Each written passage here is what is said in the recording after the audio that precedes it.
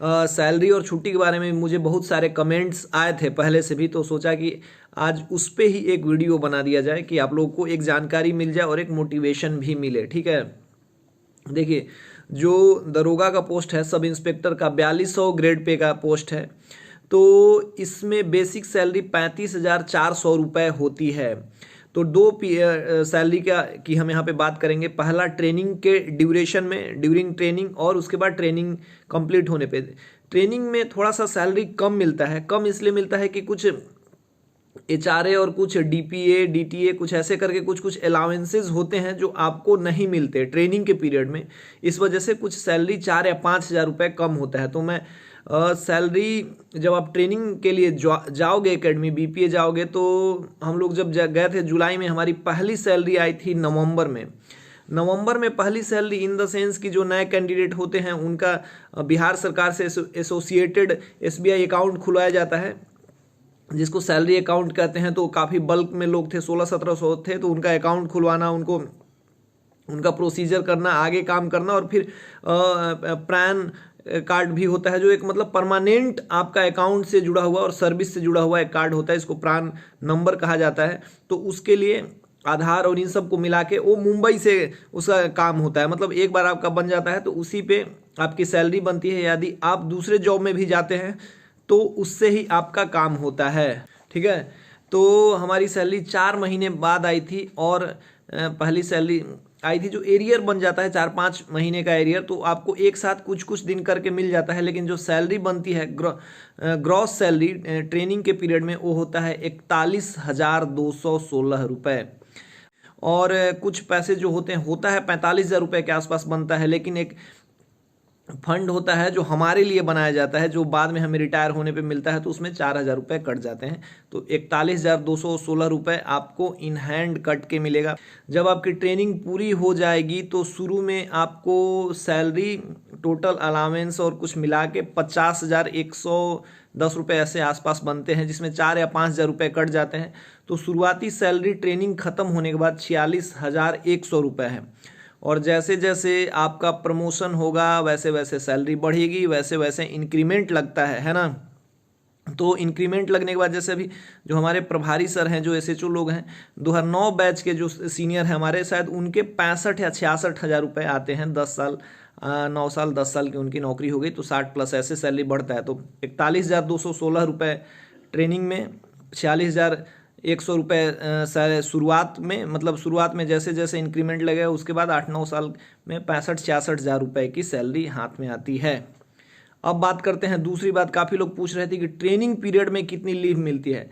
तो training period में 2 तरीके का लीव होता है। एक होता है TL, जिसको हम लोग कहते हैं ट्रेनिंग लीव।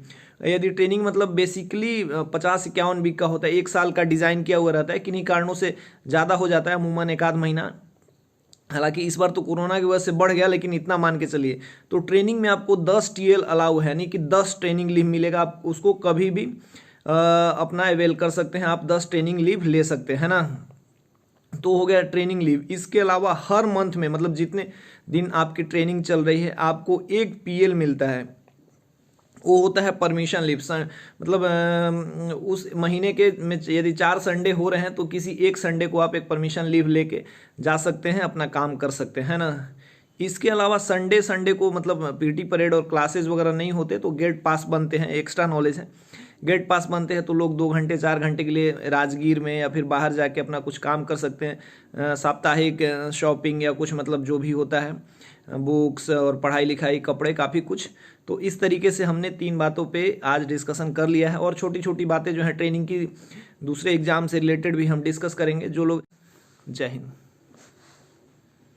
अगर आप किसी भी कॉम्पिटिटिव एग्जाम की तैयारी कर रहे हो तो यह वीडियो आपके लिए है। मुझे नहीं पता कि आप कितने दिनों से दरोगा की तैयारी कर रहे हो, लेकिन मुझे इतना जरूर पता है कि आपको अगर 1 साल या 2 साल हो गए हैं तो आप तैयार हो जाइए ताने सुनने के लिए।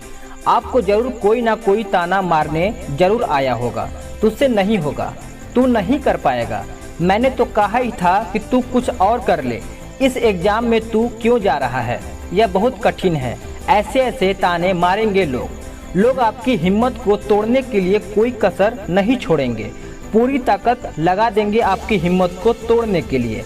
अगर आप दरोगा की जंग में आपने कदम रख ही दिया है तो आप फिर जीत कर ही वापस आना। इस जंग में जीतेगा वो जो हारेगा नहीं। इस जंग में जीतेगा वो जो मरने को तैयार है। तुम्हारे अंदर जिद है ना, तुम्हारे अंदर हौसला है ना, तुम्हारे अंदर विश्वास है ना, तुम्हारे अंदर आग है ना, तो सब कुछ तुम्हारे पास है।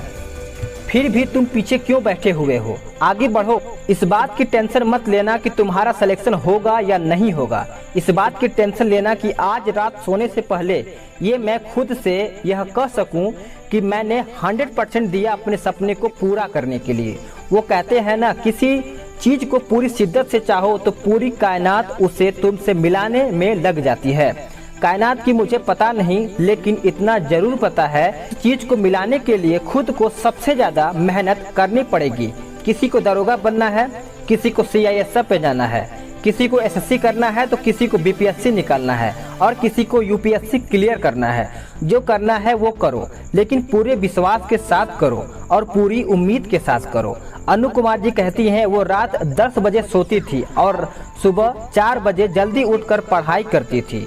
वो हर दिन 10 से 12 घंटे पढ़ाई किया करती थी। डिस्टरबेंस ना हो इसलिए मीडिया को अपने आप को दूर रखा था। आप भी अपने मोबाइल को साइड करो। हालात ऐसे ना रखो जो सपने को बदल दे, बल्कि जो सपने को ऐसा रखो कि हालात बदल दे। केवल 22 साल की उम्र में IPS बनने वाले सफीन हसन जी कहते हैं, जब भी आपको लगे कि आप चारों ओर से घिर गए हो, जब भी आपको लगे कोई ऑप्शन नहीं है, उस वक्त याद रखना कि यही वक्त मोमेंट है जिससे आपकी तकदीर बदलने वाली है। एक डायमंड जितना ज़्यादा घिसता है उसकी चमक उतनी ही ज़्यादा बढ़ती है, उसकी वैल्यू उतनी ही ज़्यादा होती है। अगर अभी परिस्थिति आपके खिलाफ है तो याद रखना आपकी भी वैल्यू बढ़ने वाली है। सृष्टि देशमुख जी, उनका कहना है कि वो डेली 5 से 6 घंटे डिसिप्लिन के साथ पढ़ाई करती थी और खुद पर पूरा भरोसा के साथ। उन्होंने बताया मेहनत तो चाहिए ही चाहिए, लेकिन सबसे ज्यादा जरूरी अगर कोई चीज है तो वो है बिलीव। और ये उन्होंने ही नहीं कहा, बल्कि आज जितने भी टॉपर हुए हैं सब ने यही बात कही है। बिना अपने भरोसे के, बिना अपने खुद के विश्वास किए क्या कोई जिंदगी में कामयाब हो सकता है? नहीं ना। पूरी शिद्दत से उस काम को करो और पूरे विश्वास से करो कि मैं ये कर सकता हूँ। फिर देखो क्या होता है, फिर देखो जिंदगी में नए नए बदलाव आते हैं। इंतजार मत करो, जितना तुम सोचते हो जिंदगी उससे कई गुना बड़ी है। पहचान क्या होती है मैं इस दुनिया को बताऊंगा।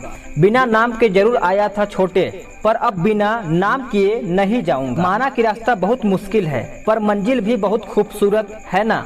तो लग जाइए इस मंजिल को पाने के लिए। अगर आपका कोई दोस्त एग्जाम की तैयारी कर रहा है तो इस वीडियो को उसको जरूर शेयर करें।